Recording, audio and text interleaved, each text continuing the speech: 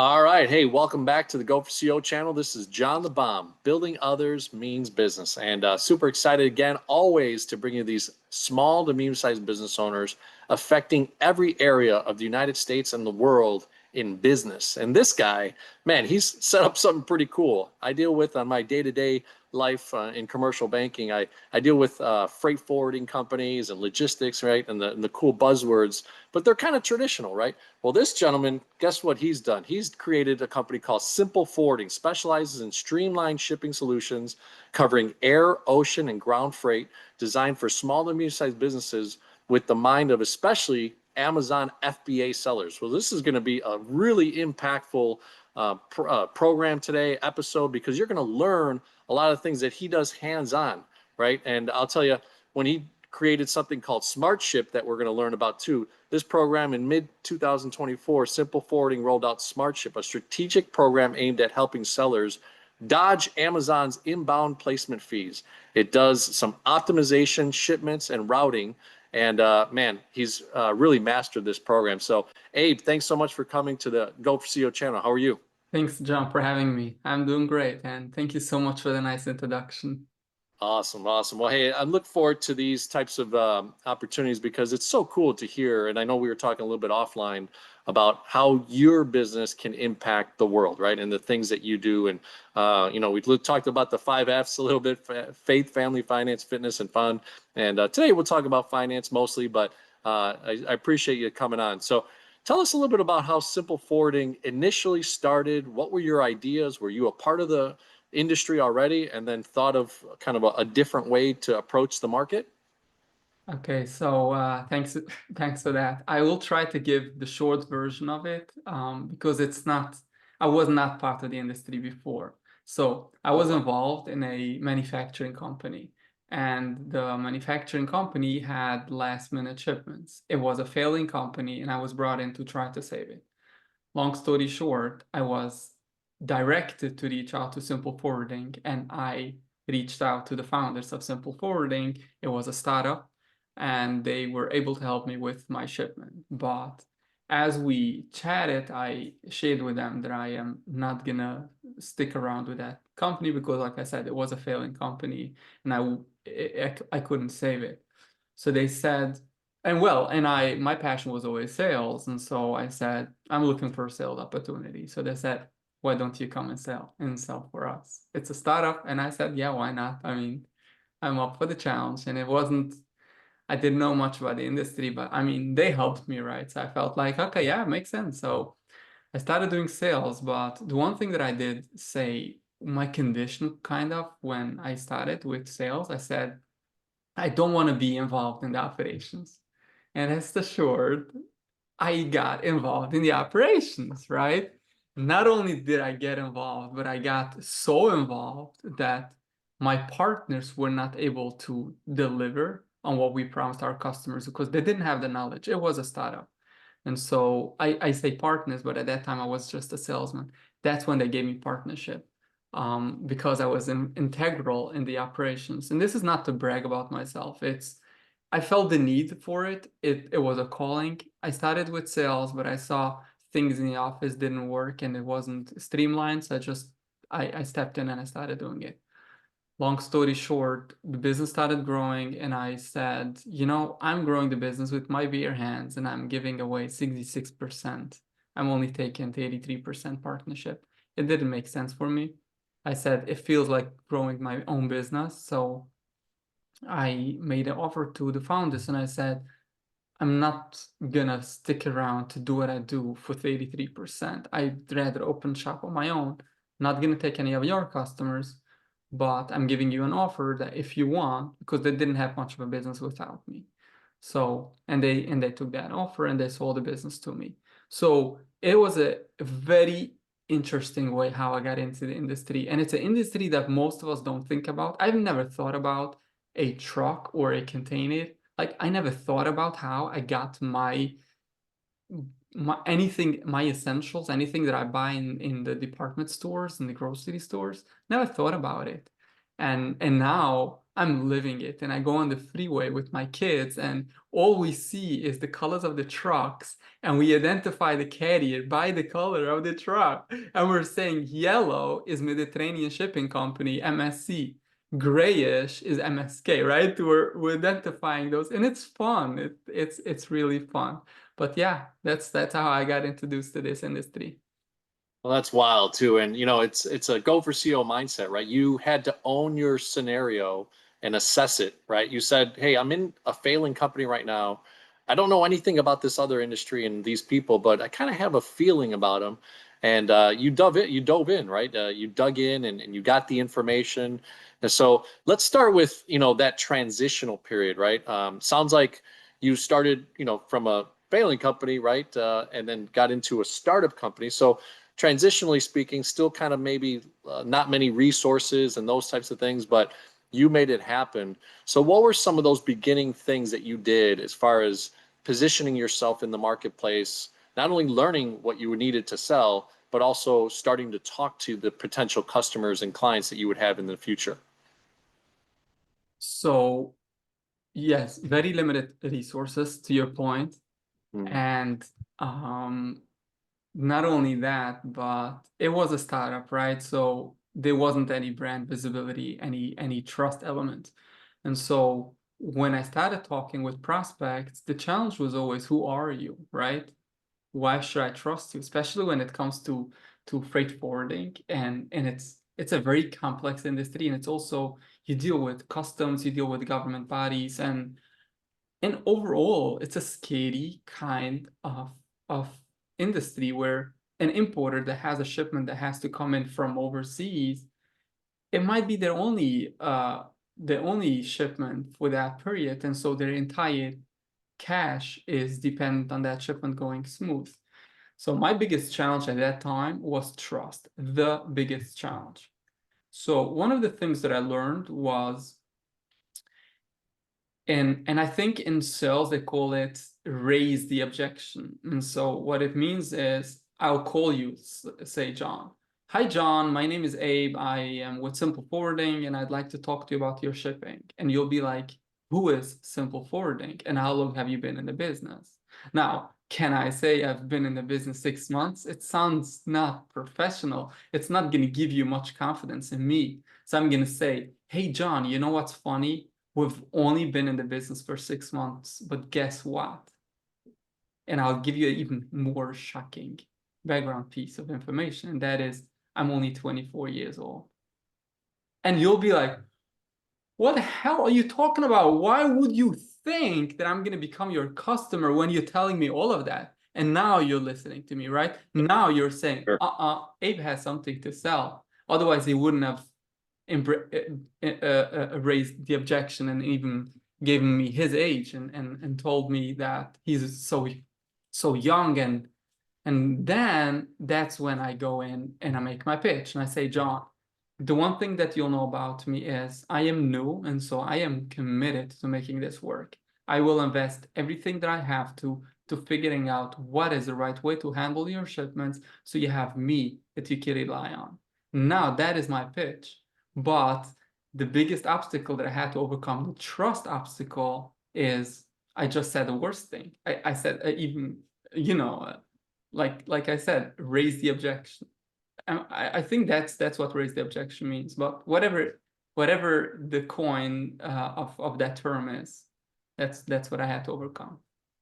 Yeah, no, and you know what? You put it out there. These are conversational pieces, right? You broke the barrier of that wall. That's first 7 seconds. You're sharing some impactful information that they're listening. They're going, all right, well, this guy's kind of young. It's kind of a good, startup business, but I like the approach. I like the authentic side that you shared up front, and that's pretty cool. So look, you started having people engage with you. They liked your personality. You enjoyed sales.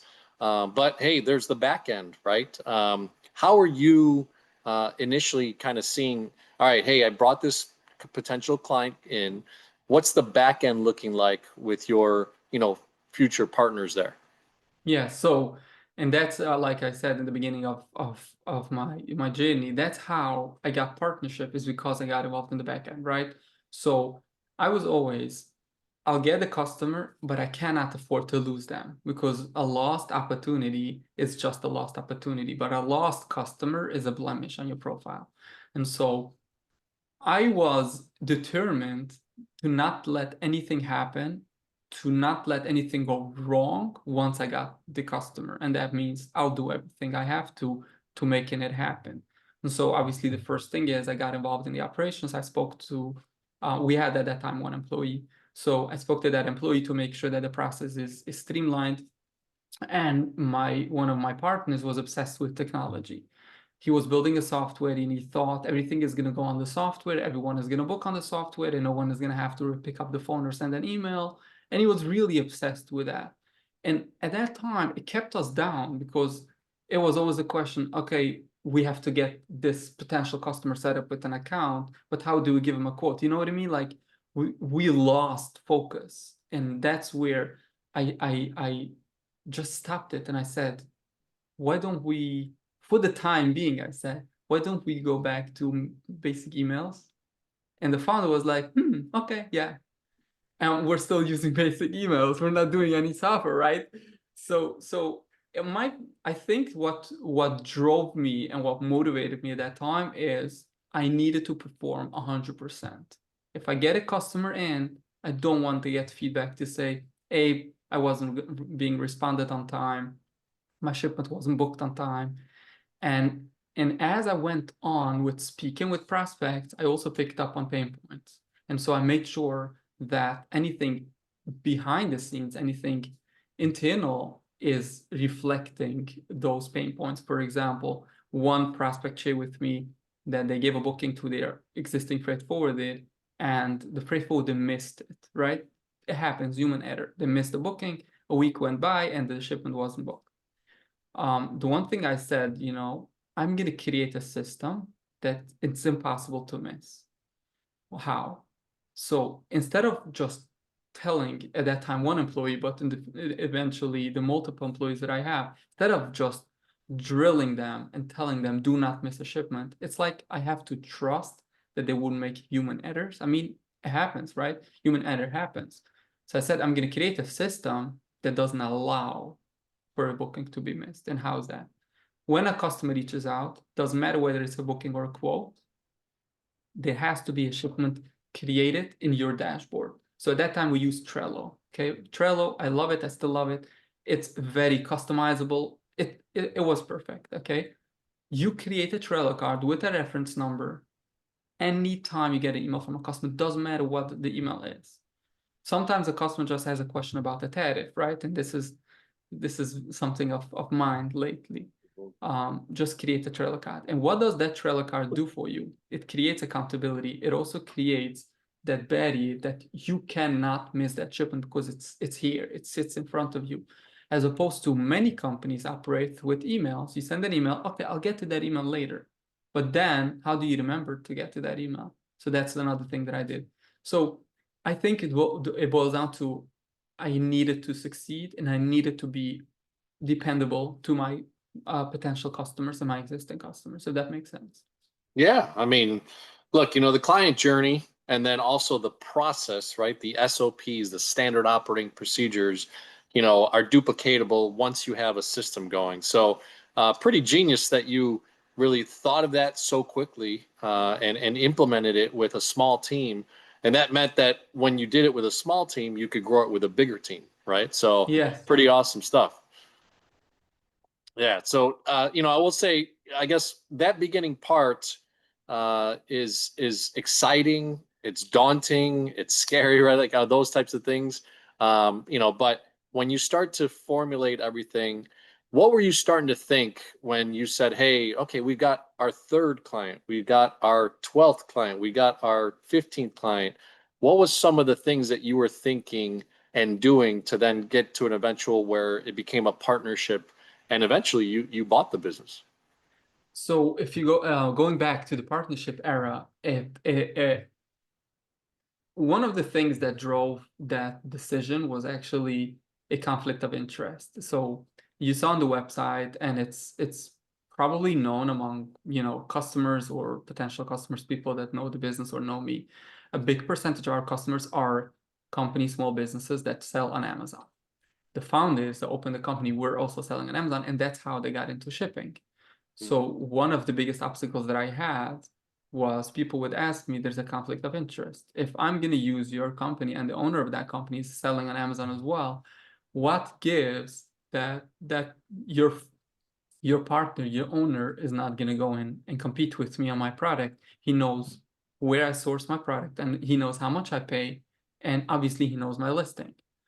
And it's actually a valid concern, and I don't think there's anything that I could do to make it up for a customer. Like empty promises, what can I say?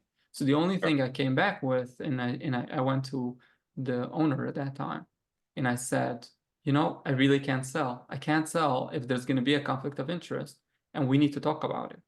And at that time, we decided that the owner is going to take a more like building the business kind of, like I shared with you about the technology side, right? He's going to build technology, but he's not going to have a day-to-day role. And so I was going to create a barrier so that he could not see actual shipments or customers. Obviously, he would have visibility as to who our customers are, but he wouldn't be able to see any activity as to the shipments, the manufacturer names, documents, or anything like that. Because I wanted to have a clean conscience when going to customers to say, rest assured, yes, the owner and the founder is a guy that sells on Amazon, but he has zero visibility. So that's how I got started. But then as they invested more money into the software, which was a mistake in hindsight, they also realized that running two businesses takes a toll, especially a freight forwarding business. It's not just a full-time job. I guess it's two full-time jobs. It's a lot of work, and you can't do it as a side gig when you have your own business. And they had their own business and they were making nice money. So it came like naturally that, all things considered, seeing my progress, seeing how invested I am, seeing the trust, and also seeing that they cannot be involved, they decided that it was two partners. That's why I say that's why it was 66% and myself the 83. So they decided they'll give me partnership, a third partnership. But for me, it was unreal at first. Like, you're getting partnership for doing nothing, and I had to put zero down, right? It was exciting, but after a while, and wasn't long, it was maybe 2 months, I started seeing progress. Yeah, it wasn't long. It was a very short journey. Because again, you have to think about it. You have a founder that does zero in operations, and all he does talk about his software that I'm not using, right? So what exactly is he contributing to the day-to-day to make his side of the partnership at that time, to make it worth it? Like, why are you partnered? Just because he had a brilliant idea? You see? So it wasn't long before I felt like, okay, I'm building this business myself, and I'm speaking with the customers and I'm delivering the shipments. So once I started seeing progress, I started seeing that I got customers in and they were happy, and I delivered shipment and they came back. It was kind of the reassurance that I got that, okay, what I'm doing works, and this is gonna work, this is gonna grow, and I'm on the journey to grow. And so what's next? And I thought, I'm gonna grow this, and then I'll be left with 83% partnership, right? So that's when we had that conversation. And yeah, it took a while, but we like I said, we parted ways. I bought them out. Well, I'll tell you, I mean, to learn that the founders originally had a business in the industry that found an issue or something that they could solve, give them kudos, right? Give them credit. They found something that really was needed, right? Was solving an issue. But then they found the right talent to promote, market, sell the actual service, which was you, and you became an integral partner of that process, right? So Yes. that's the interesting part, right? And you owned it, right? From the beginning, it took you, like you said, 30 to 60 days to really understand every piece of the puzzle. I'm sure you spent, 12, 15, 16, 18 hours a day sometimes Yeah. trying to make sure that you brought yourself up to speed. So now you've got clients, the process is working. This is a service related, type industry that really, you know, like you said, when you made the offer to buy them earlier, you could have gone and just started your own thing. So Yes. what influenced you in that scenario that our community can learn? Hey, why not go start your own thing? Why take over something that they had founded, but you had kind of built up? What was the significance of that? I love that question, John. I had the same question, and I was hesitant with myself that because even if they wouldn't ask for any money, why would I be busy with someone else's business when I can start my own? But obviously, they asked for money; they needed some money, so I consulted with a very clever guy. He's a businessman. He owns a business himself, but he's also very educated and accepted in the community. He said this, and it was a very good point. He said going from 0 to 1 takes a lot of effort. Going from 1 to 2 takes significantly less effort. Your business, the business that you're in, is already at 1. Why? Because you have one customer, 2 customers. We actually had 5 customers at that time. Mm, So you have already the business, even the LLC, the formation, right? It's already existing. You have a website, that's something. You have a phone number, and that phone number is in people's contacts. So the going from 0 to 1 is a lot of it's a lot of work that has a price tag on it. And that got me thinking, and eventually it was the right decision. But I think what business owners and potential business owners could learn from this is there is a significant advantage when you have an existing business as opposed to opening up your own business, and that's the trust element, but it's also just the legwork that's involved in. And I know with AI, maybe it's less of the website issue or the phone number issue, but it's everything as a whole. I did not have to worry about anything. And the next morning when I got up, I didn't have to speak with an accountant for LLC formation. I didn't have to go to the bank to open a bank account. I just picked up the phone and I dialed another prospect customer, right? That has money to it, that has value to it.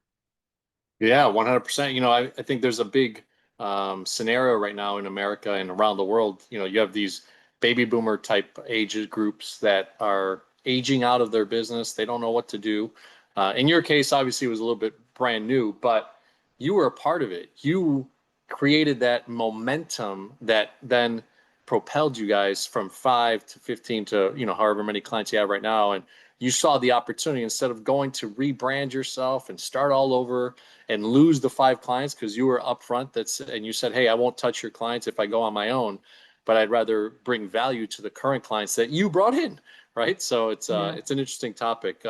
So hey, help me understand too, and the GoFCO community, we like to go through this mindset process, right? When you started initially, you were kind of, in sales. You took an interest in back office operations, but leadership seems like was ingrained in you. What were some of the things that you've learned throughout the process of, initially you had to influence the current ownership to give you the reins of the business to move it. So what were some of those dynamics of leadership and influence that you used? It's a good question, and I ask myself the same question. I didn't go to business school. I didn't study any business related topics. I was a Talmudical graduate. I had my bachelor's in Talmudical studies. Oh, okay. Obviously, the Talmud gives you a lot of brain work and helps you shape your thinking. And actually, it's huge in shaping your thinking. But I cannot pinpoint to a specific kind of skill that I had.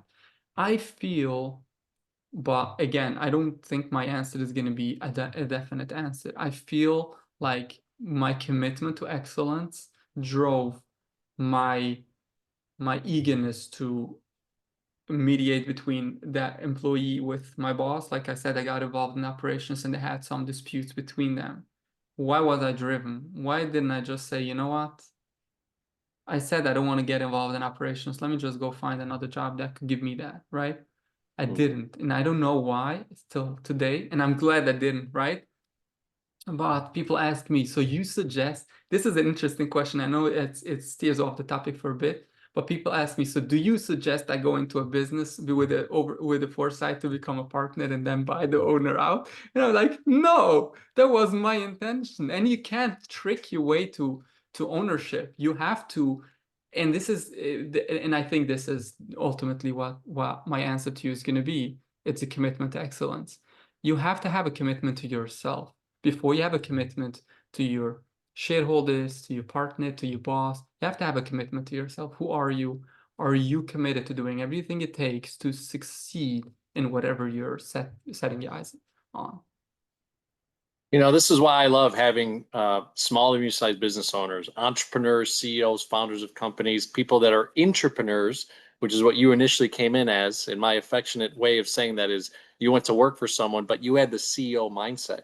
You knew that you needed to take ownership. There's a book out there called Extreme Ownership by Jocko Willink, former Navy SEAL, and he talks about that everything you do is extreme ownership, right? You have to own your life and go after it. So I'm getting goosebumps because it's so exciting to hear what that transformation was for you. And like you said, it wasn't necessarily that you had this great knowledge about the industry, which you didn't, or some sort of academic background could give you some insights.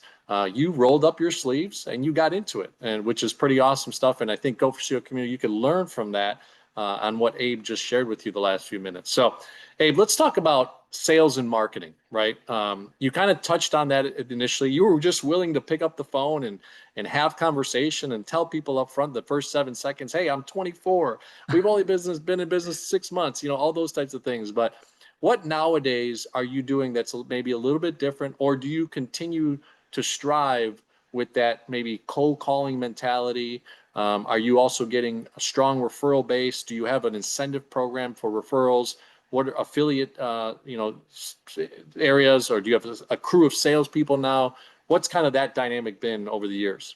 Thank you for the question. I have the same question. I wish I have logic to this, and I'm trying because one of my challenges, again, with full transparency and full candidness, my challenge is how do I scale this to a exponential model where it replicates itself and of itself by not having me involved. Until today, so I started with cold calling and door knocking, and I actually loved it. At first, I was scared to hell, but I grew into this, and I started enjoying it. And I tell my friends nowadays, if you want to give me a good challenge, give me a roll-up door, like a garage door to knock on. It feels good because it gives me the adrenaline rush, and I like it. And I Yeah. obviously am confident nowadays. I wasn't confident when I started. And by the way, for the audience out there, I I know you're there, and I know it's difficult. And many times I had my hand to knock on a door, and then I pulled back because I wasn't confident. And then again, Wow. and then I pulled back, and then I forced myself and I said, "You're gonna do it." But then if you're not up to it, so what? Come back tomorrow. Don't give up. It's not easy, but it doesn't mean that it's impossible. And I You know, and wish, go ahead, John. no, sorry to interrupt you. I was just going to say, and I think it's so prevalent nowadays after the pandemic and everybody getting separated. And, I wish we could be in the same room right now having this conversation. But the reality is, I think, the last three to, I'd probably say 18 months, I've noticed a lot more people going, hey, thank you for knocking on the door. Thank you for picking up the phone because I feel I'm so separated and nobody's coming for me to educate me on what could be better that I'm doing. Right. So, in my hat of commercial banking that I do day to day, it's interesting. When I do cold call, I have some business owners say to me, hey, thanks. You're the first person that's called me in 2 years. and, Wow, and it that's feels insane. great.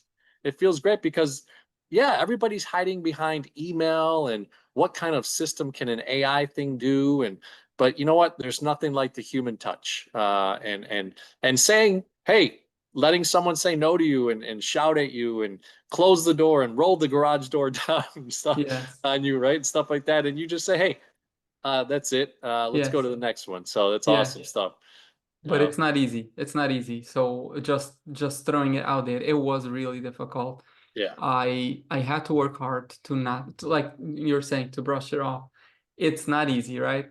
But again, I stuck around. So my for nowadays, it's still word of mouth, the biggest driver for revenue. So, and Yeah. it's indication of how excellent, and it's, if I may brag about myself and my company, we're focused on 100% satisfaction. We're focused on making sure that our clients not just get their shipments booked, but their business has the proper logistics structure.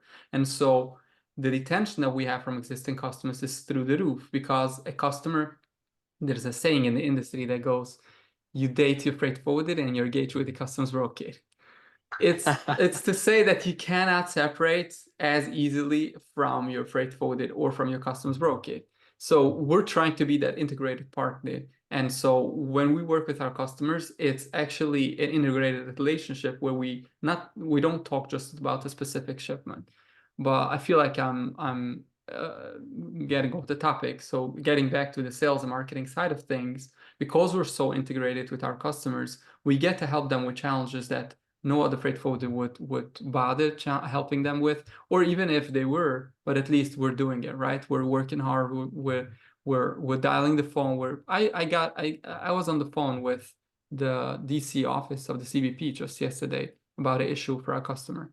Yeah, I'm doing it for my customers, right? So these customers are so happy, and you'll see on the Google reviews, most of these customers had an issue that we got involved with, and that's when they left the Google review. So it's like, when things go smooth, they're like, okay, yes, thank you so much for your services, and that's it. But when one thing goes sideways, and there's always something that goes sideways, that's when you get them to become raving fans.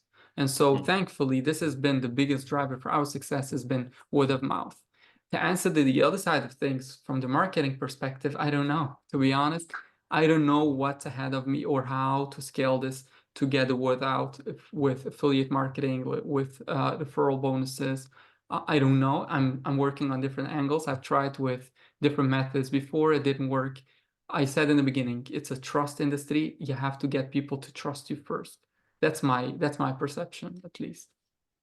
No, and that's a great one, right? I mean, slowly but surely, the row keeps on rowing, right? The rower keeps going, and the water gets back behind you, and you forward your boat as an analogy of that, and that's what you're doing. So that's awesome. We appreciate you sharing that candidness and kind of being on the journey and sharing it on the Go for CEO channel. So, one thing that comes to mind is how you have been able to build that trust, right? They say know, like, and trust is kind of the great ingredients of being able to do business with someone. So, what are some tidbits that you could share that you've developed throughout the years? Is it, after the first engagement, do you handwrite them a nice letter? Is it that you notice that they said they like basketball and you take them to a basketball game? What are some ways that you engage in that scenario? So thanks for that question. It's a great question. I think I have a great answer for that. So unfortunately, I'm not good with formalities like taking to basketball games or gifts and things like that. I do try to send gifts here and there, but I'm not the best at it. I am focused to helping people. I am passionate about helping people. So how that translates into new business and how my conversations with prospects are, it's when I'm going to speak with you, John, and I'm going to say, assuming you have commercial banking never does shipping except for the letters, for the closing, whatever it is, the title. Assuming you have a business that you do a lot of shipping, I'm going to be like, hey, John, how's shipping going for you? And you'll be like, everything is okay. Okay, great. Now, I noticed you're shipping from Malaysia, and I know Malaysia has some significant bottlenecks right now with the Suez Canal. So may I suggest something that you do different that you can save a week or 10 days from your overall transit time? Mm. So I'm gonna try to find something of value. And this is it's a difficult task to say the least, because I mean, first of all, you have to know what you're doing, and you can't just be a salesman and to follow that path. What I did, and it's difficult, is you have to educate yourself about the industry so you get to a level where you can be of value. But you can't be of value when you're starting out, when you're 6 months in, because you don't know much. So that's a challenge. And I'm not saying that it's possible for anyone to replicate, but if you have the knowledge, lead with value. That was my biggest drive, it lead with value. So I always tell this story. I was at a business show and I was chatting with prospects, and my approach is always, how's your shipping, anything that I can improve on, right? I don't need your business. I obviously need your business, but only after it makes sense for you. So I spoke with this prospect and I handed him my business card because he liked what I said, but then he takes my business card and he rips it apart. And I'm like, God, what are you doing? Didn't you appreciate what I just said? I didn't say this, but I was like, huh? And he said, oh no, Abe, this is the only business card that I'm gonna look at when I get home. So that was a reminder for him then. The Yes. ripping of the card. Oh, Yes, wow. yeah, he made a rip, and it was his reminder. Like he's gonna have a stack of business cards, but that's the only one that he's gonna look That at. was ripped. So Oh, that's awesome. yeah, and that's always been when I walk into a garage door and they'll be like, "Get out of here." I'm like, "Yeah, for sure. If there's nothing that you can improve on your shipping, I'm out of here." Right? So my focus is I need to add value to you first. And so Yeah. there's a great book that helped me. I've lived with that before, but that book really gave me that reference from Bob Burke. I'm sure you've seen that, The Go Giver. Uh-huh. So yeah, he has a couple of books, but he's obsessed with this. And I like this one statement: the true worth is determined by how much more you give them value than you take in payment. I'm going to say this again. Your true worth is determined by how much more you give them value than you take in payment. So I love it. again, to the audience, if you can, go out there and find one piece of information that you can give to a prospect customer that he could take today, implement it in his business without needing you. And that's when you'll see the magic happen. These people will love you, and then they'll find excuses to use you to give you business. Man, if I had a sound effect, it would be like, because that was genius, man. That was awesome stuff. And Go for CO community, if you just heard that, that is golden nugget information in what we do here at the Go for CO community with great SMBs, small to medium sized business owners, right? So Abe, I've really appreciated these 20, 30, 40 minutes that we've had together. It's really interesting how your journey started, right, from a failing company going into a startup, right? And the resources being light and your knowledge being very little, but you took and rolled up your sleeves and committed to excellence, which is what you've talked about over and over again over in the conversation here. So the way we like to end our interviews are CEO. So the C for CEO is client experience, and you've given us a taste of that. I'd love to hear a little bit more and share with the audience kind of that value proposition when you think about client experience. Then it'll be E for engagement, and you've also shared a couple tidbits on that, and O for operational excellence. And I don't know if you want to share the software that you use and some of those types of things, but I know you have some unique things that you do in that space. So for client experience, being that it's in the Amazon fulfillment kind of genre specific area, what are some things that you could say, hey, this has elevated your value proposition for that? So in the most recent, and what you touched on, the Smart Ship program that we announced in 2024, it's actually now done on it's called Synchro. It's the same idea, but we named it to Synchro.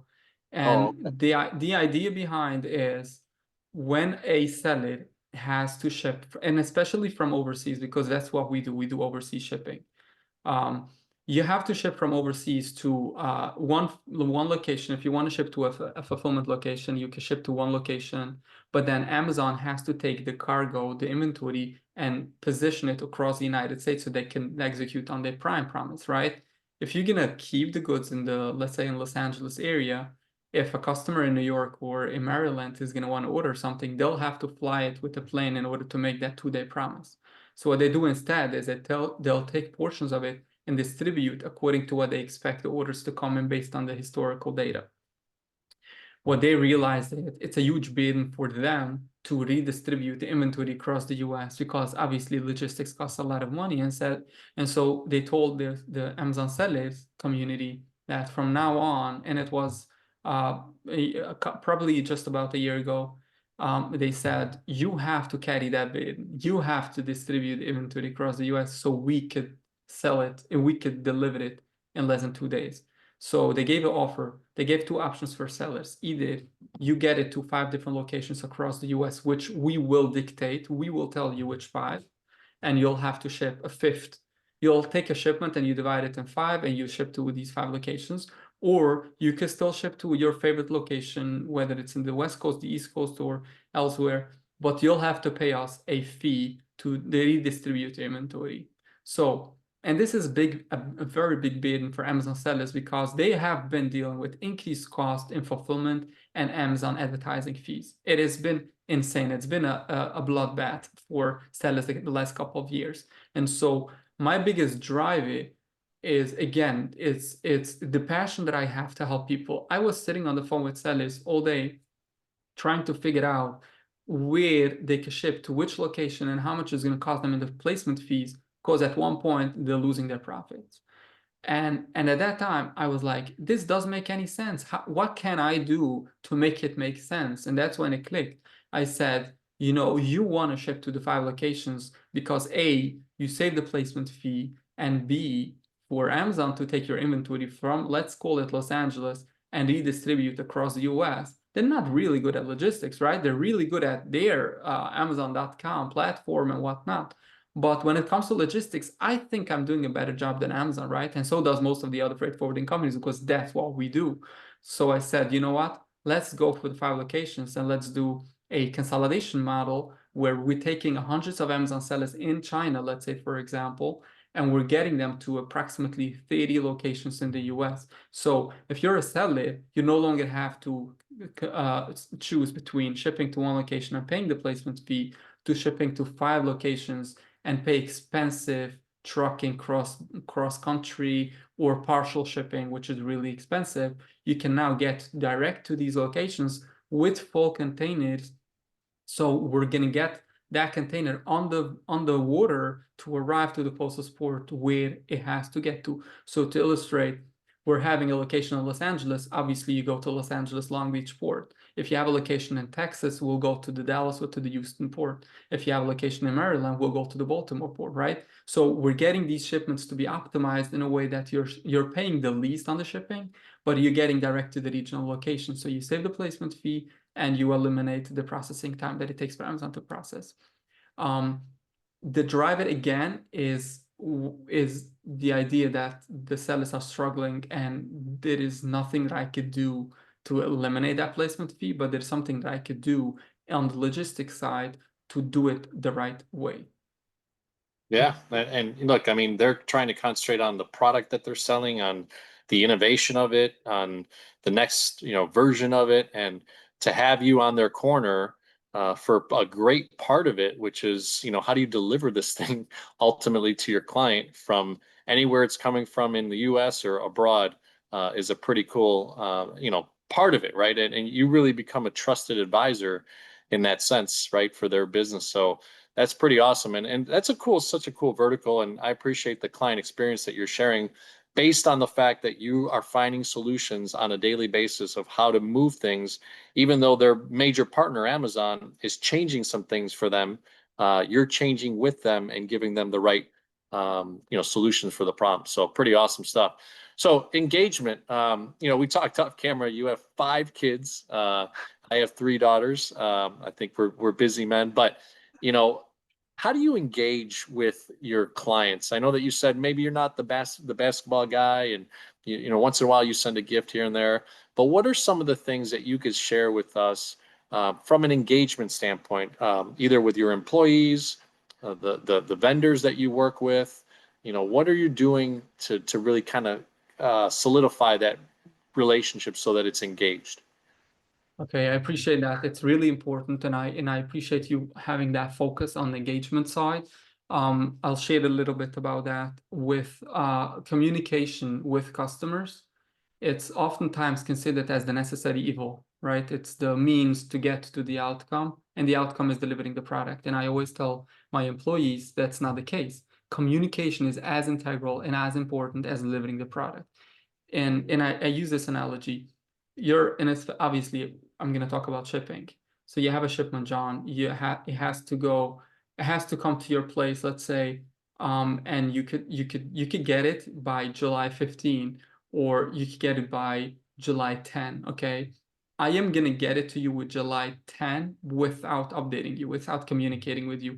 So in the next 2 weeks, 2.5 weeks, you'll be in the blind. You wouldn't know much about what's happening. Or I could get it to you July 15, but I'm gonna communicate with you. You will know today that it's gonna be at your place July 15. What would you prefer? And this is interesting because people always say, I need it urgently, but really their psyche, what they really want to know when it's gonna be there. And yes, they prefer to have it early as well.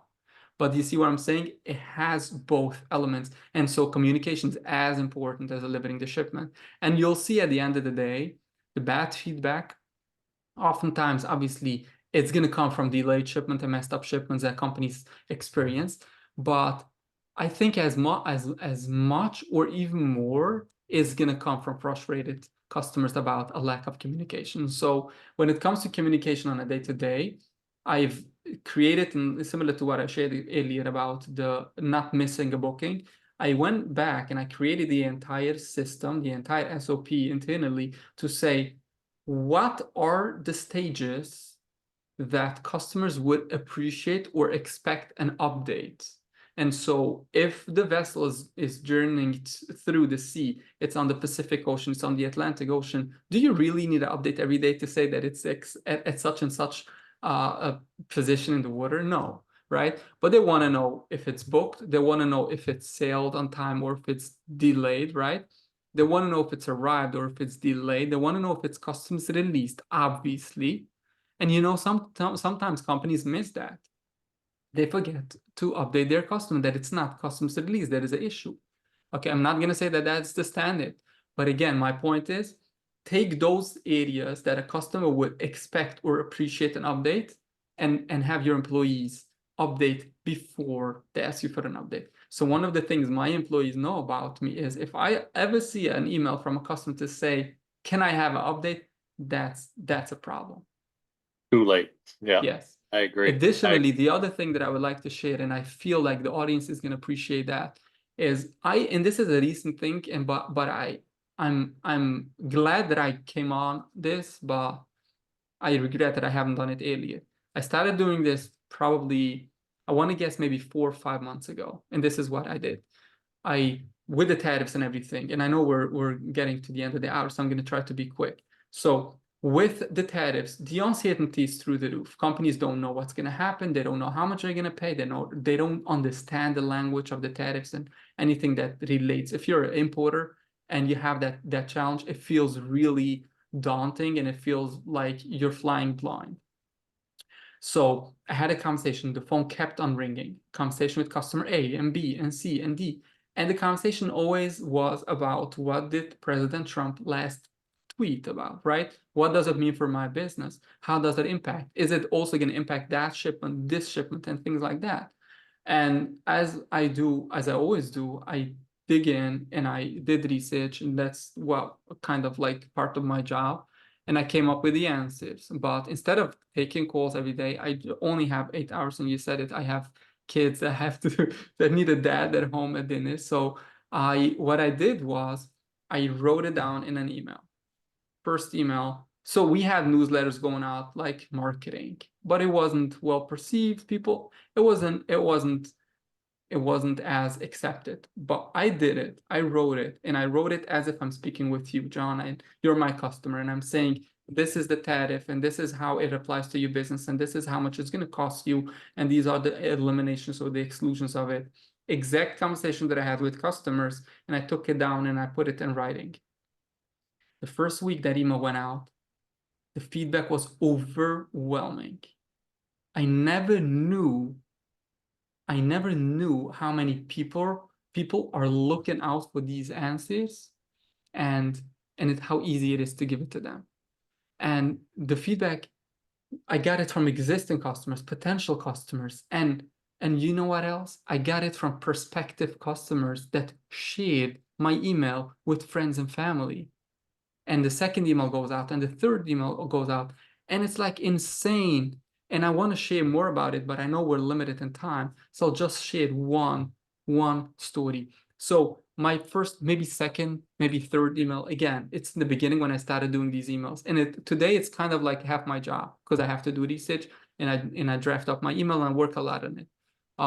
So I get an email back from one of our clients' CEO, okay, and it's a big company. And the CEO says, Abe, we need to meet with you. And they haven't given us all of their business. They've given us a big chunk of it, but they were areas of their business that we haven't handled for them before. Abe, we need to speak with you.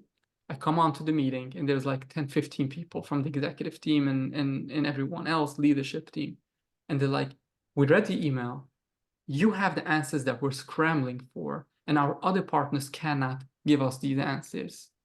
So we really appreciate the insight that you've given us, and we have questions for you, but we also want to talk about adding more business to you, giving more business to Simple Forwarding. Wow. What a fantastic, story and proactiveness, right? You describe a way of engaging with your clients and sharing with them what you said earlier, give value. I forgot the quote, but I'm going to go back to it, unclip it. The value that you bring up front, right, is the thing that you get before the payment or something like that. But how much more you give them value than you take in payment. Yes. I love it. I love it. So Yes. what a great description and great story. And Go for SEO community. Again, these are the types of little clips and things that Abe is sharing that you could share with yourself and share with your employees and share with your team and share with your leadership and share with even your clients the perspective of what he's giving you and sharing with you from an understanding of how to engage from a value standpoint. So last one, and we'll make this one quick, is operational excellence, right? Obviously you have the system and software thing that you developed, and then you have other areas of your business. Can you give us a clue of maybe 30 seconds of what are some other tools that you're using from a logistics standpoint and also operating your business? It's a great question, and I don't think I have a definite answer for that. It's a constant struggle, to be honest. I try to, and this is going to be a book that I would highly recommend, The 1 Minute Manager. It's probably one of the best business books ever. And they have a couple series of this book with different titles and different whatever. But 1 Minute Manager, the idea is set expectations on the outcome, right? So and I fall into this trap as well very often because I started as an operations as well. I did the booking, so whenever it comes to doing a job, I fall into the trap of doing it, and actually I have to step back and go, you know how to do this, right? Or if you don't know, let's get you the material so that you know. So 3 years ago, I was struggling with hiring employees and not having the time to train them, and it was a really, really big issue for me because it's a catch-22. You don't have time, so you hire additional staff, but you're the only one that has the content in your head to train them because the rest of the employees are just operators, right? And this is with small businesses, is always the case. You don't have a manager or a HR, right? So it's the business owner that does it all, that puts out all the fires, has all the content, has all the ideas, and then what? How do you give it over to your employees? And I'm saying this, the full disclaimer, I still don't have a full-fledged solution, but that's what I did a couple years ago, and it really, really helped me. But I want to tell you about my challenge of 1 minute more because I think this is how the audience is gonna appreciate that. My challenge was I didn't have the time to train my employees, so 3 months could go by and me feeling super guilty that I was only able to invest 1 hour a day or less in training that employee. But 3 months went by and now the employee is underperforming, or the potential employee, right? Because it's always a trial period. And I'm like, it's 3 months in. Is the employee underperforming or am I underperforming with my training? And this drove me crazy. I think many companies will be able to relate. I can tell you this has been such a big challenge. I can't elaborate on how big of a challenge this has been because again, I kept on going back. If I have to let an employee go, and I did, then what happens? I start from scratch. I do all the work myself, but then I have to look for the new employee. I have to start the training. 3 months come. I don't know where I stand with that employee. And this has been rinse, repeat, rinse, repeat, rinse, and repeat. It was a very, very big challenge. Full disclaimer, I know it's the ugly truth, but I guess that's the beauty of speaking with small business owners. So what I did, and I think this is what everyone should do, take 10, 15, 30 minutes of your day, or take one day of the week, half a day of the week. So at first, I started doing Word documents with bullet points, and I took 30 minutes, turn on music the highest. This way, that's how I don't get distracted if I have the music blasting off my ears. So I take a Word doc, bullet points, just bullet points, steps for XYZ, right? So I'll take a step, I'll take a specific step and write down bullet points. And as you start writing, you get into the flow and the ideas come to your mind. So you start, what does the employee that handles such and such step have to do? And you start bullet point 1, and then it comes to your mind, oh, but if not, then bullet point 2, and then 3. So it comes naturally once you sit down. Once you stop everything, you mute your phone and you put everything aside, or you do it in the middle of the night, like I did many bullet points, it comes to your mind. You just have to open up and come and let it come. And I had a stack of Word files that I shared with employees, bullet points. And as I started doing more of that, I wanted to put it in a more easier format for training purposes and also for employees to easier find it. I went to Trainual, and it's very, I think, common, but give a shout out to, what's his name? Chris Ronzio, I think, the CEO. He has a great book that I read. It's called The Business Playbook, I think.